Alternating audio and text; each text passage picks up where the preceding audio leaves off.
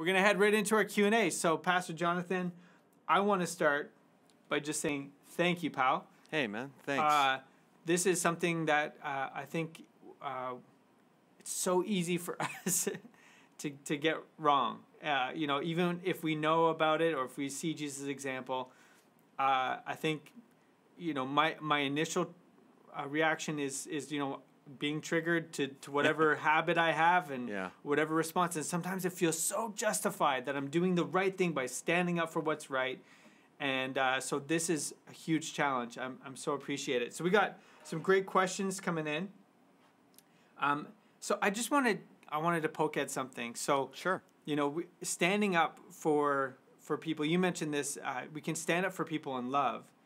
So let's say, like, use an example of a protest. Yeah. So if someone is wanting to stand in solidarity with someone who is, you know, underrepresented or you know, the societal pressures weigh on them differently, and we want to stand up with them and we want to see change. How do we do that? What does that look like if we do it from a place of love versus from a place of anger? How does that look differently?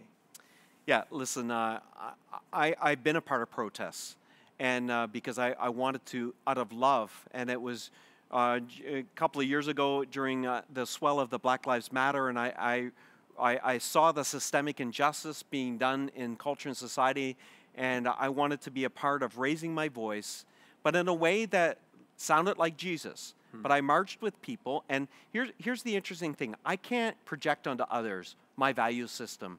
And I don't know the pain of our First Nations people who've lived through that generationally, or the pain that visible minorities might feel, and or women in culture and society that have experienced great measures of misogyny or sexism. And I don't want to mute anyone's voice. I don't want to make anyone feeling bad if they've had those feelings of anger from their own personal experience. All I'm saying is don't build a camp around that anger. Don't build a castle around that anger, because that anger in the end just begins to work against and gnaws against that image of God in each of us. But it looks like standing up and saying things on behalf of people you love. Right. And caring. And you know, I think it's a lot of that for me was listening to people who are hurting, listening to people who have had to encounter a lot of brokenness in this life. And as I listened to them, and I love these people, this meant that, you know, I'm going to stand in solidarity with them. It's just I'm not going to be throwing things. Right. And, you know, we're all, and I think this is the problem with protests in general. We don't understand privilege, and I don't have time to get into it tonight. Right. But privilege really does blind us to the pain of others. And that's why I think sometimes anger is our easiest avenue, because the other alternative is allowing our hearts to be broken. And that's painful. Right. And we're pain avoidance people, so we prefer to get angry because that gets the dopamine hit, the adrenaline going. Feel like we're you know, Rambo. We're gonna charge that hill. We're gonna make a difference, as opposed to allowing our hearts to be broken, and out of that serving. Okay. I probably danced around that a little bit, Matt, but maybe that's the best way I can answer it in our time here. Well, I mean, what we're talking about tonight is so much of the Jesus way stuff. Yeah. It's the internal stuff, right? Right. So it might look the exact same, but it's the inside, right? The motivation and kind of our posture. But I love that you mentioned listening. I think that's something I'm going to be holding on to just from what you said right now. Just being present and listening. That's a beautiful first step. For me, I'm ready to go. Yeah.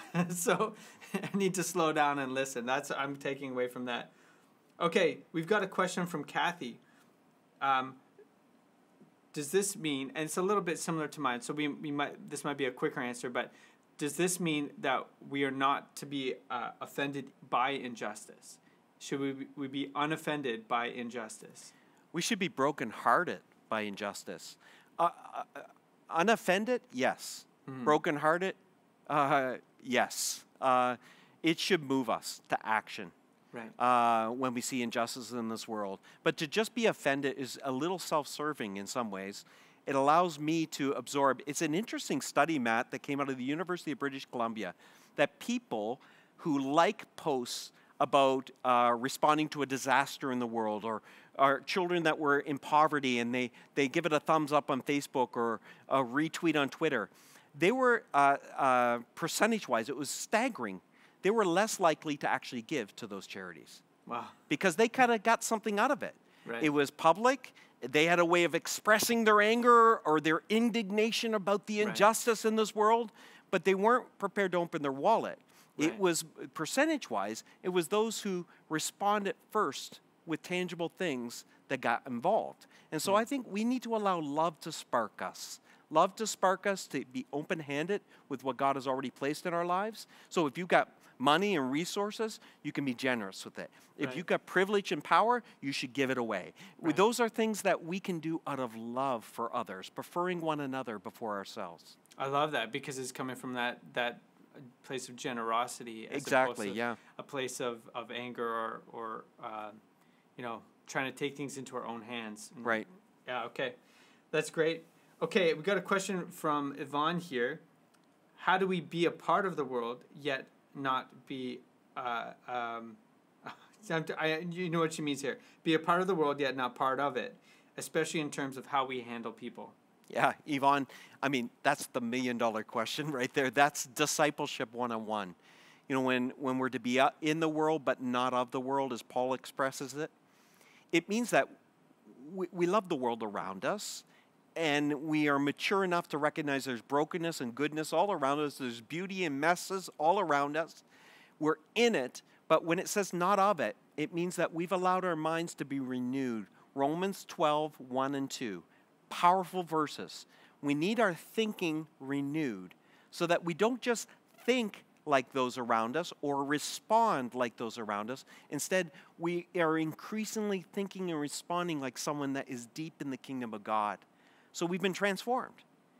And again, just as you see the person of Jesus, doesn't mean you don't walk towards brokenness in this world. Certainly, we walk towards healing people and restoring and loving and being generous and forgiving others. Because why? Those are kingdom values on display. We've had our thinking renewed. So, Yvonne, it's a lifelong journey of renewal. As I admitted tonight, I have immature parts of my life that have caused a lot of damage to me. And we all do. And we need to constantly allow God's Spirit to be renewing us, restoring us, and changing us. These answers are so good, Jonathan, because they're not easy answers. They're not pat answers. These are discipleship answers. Yeah, these are followers of Jesus.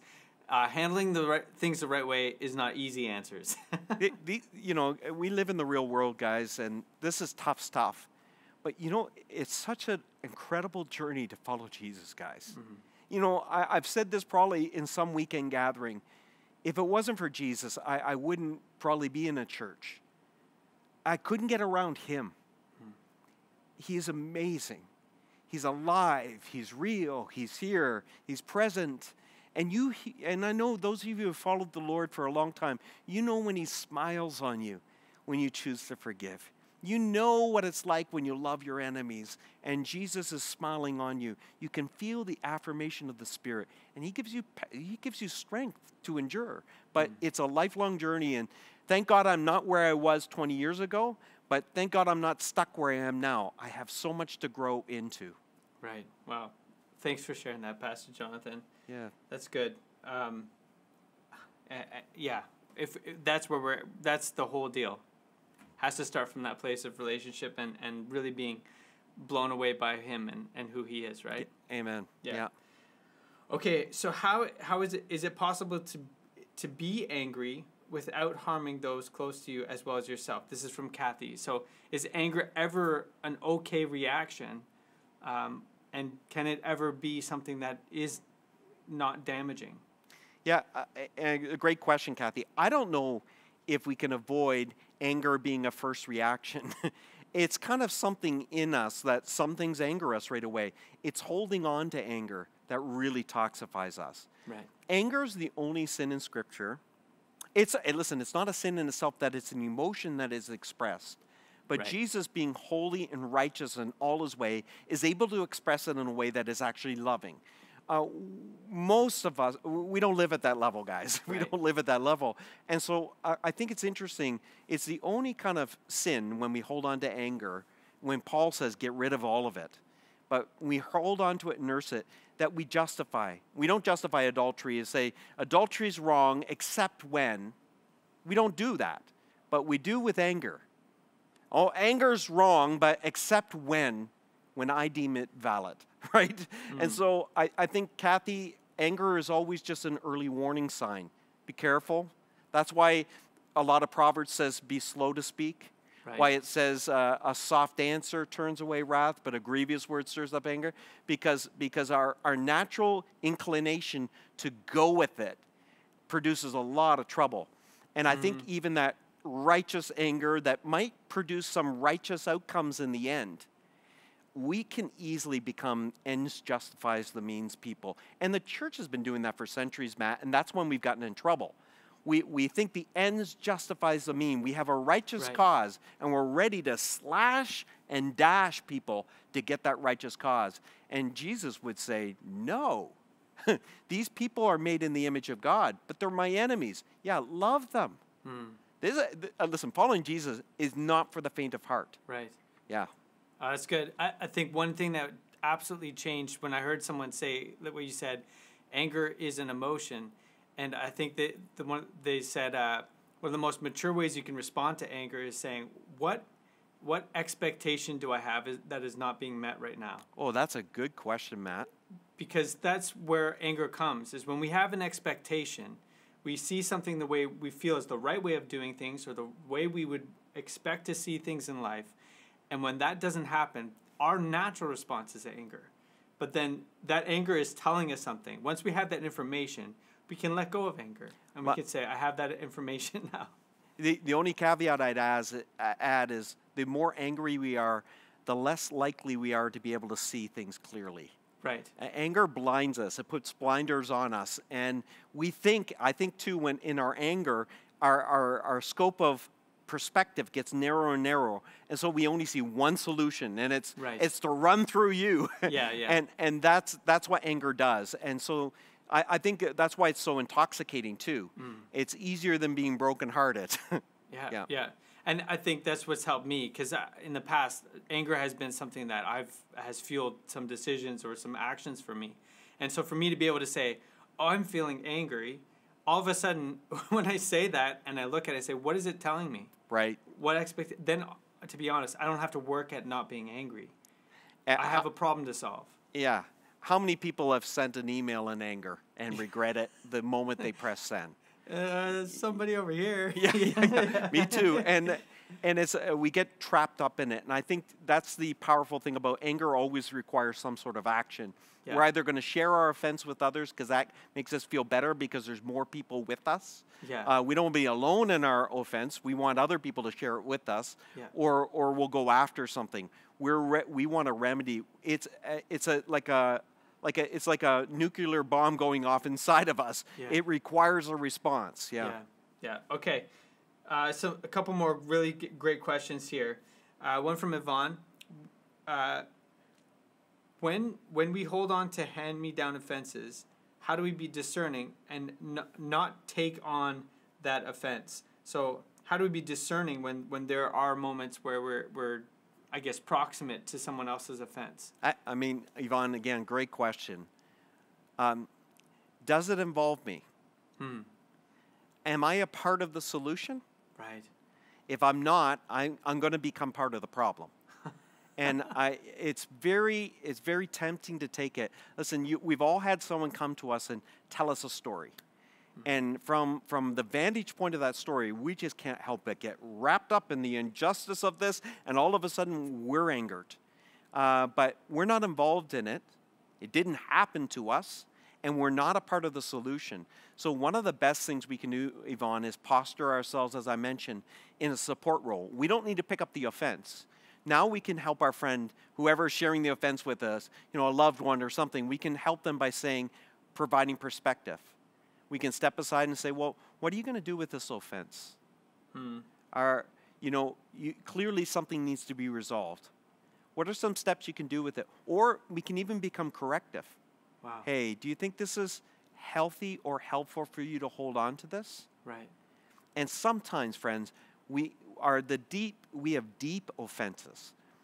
and it's abuse that's happened to us, and all these things that require, I think, the work of a counselor helping us to do the hard work of digging deep, because the deeper the offense, the more roots it has. And sometimes we need a godly counselor or someone to come alongside of us, a therapist, to help us get those roots out so we can move forward in life and we don't have to carry offense with us. Wow. Yeah. That kind of perspective of how can I help this person handle this really well? Or that's such a great posture. I hope that's helpful for you, Yvonne.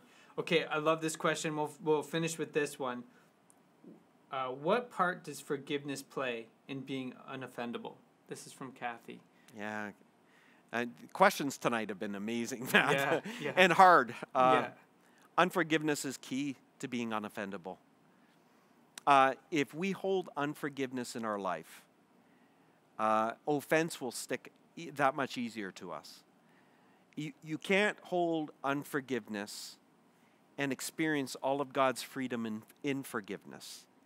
And the more we live with that unforgiveness in our life, I think offense just we become like a big Velcro ball, that all the things that offend us, and it could be just a small comment or someone didn't look at us right or something, and all of a sudden we get offense, and that offense always turns into unforgiveness, always going to do. And as I mentioned, anger turns into bitterness, offense turns into unforgiveness, and they're all tied together in this kind of ball of chaos, really. So practicing a forgiving life, the people that harmed us, and we've talked about this in previous messages, but it's kind of going back to it again and again. When we can't let something go, we keep going back to God and say, God, I need to let this go. Help me let this go. Help me forgive. And of course, as we gaze upon how much Jesus has forgiven us of, and I think sometimes in life, we see people's offense against us as greater than our offense against God. Right. That's the problem. If their offense is larger than what we perceive our offense to be, then Jesus hasn't, we haven't been given the gift of great grace, just some grace. And if we've received great grace, though, we can forgive great offenses. If we've only received little grace, then we can only forgive little offenses. And we're going to hold on to those ones. Perspective is everything. Absolutely. And sometimes it's like the old philosopher Kierkegaard says, and I've probably quoted him on weekend gatherings, hold me up against my sin, not that I might despair over it, but that I might marvel at your grace and love for me all the more. God, help me to see how wretched I am, how offensive I have been, not so I feel condemned, not so I feel like a worm and feel small, but I can marvel at how great you have forgiven, the grace you've given me, the love you've given me. It's astounding. If you're astounded by his grace and love, you will freely give it away. That's so good. Man, I'm glad you have that one memorized. That's a good one. I love Kierkegaard. But this is why we do communion every month, because we need to get our eyes back on how big of a deal it is that we're forgiven. 100%. Yeah. Oh, thanks, Jonathan. This was fantastic. Thanks, Bless you guys.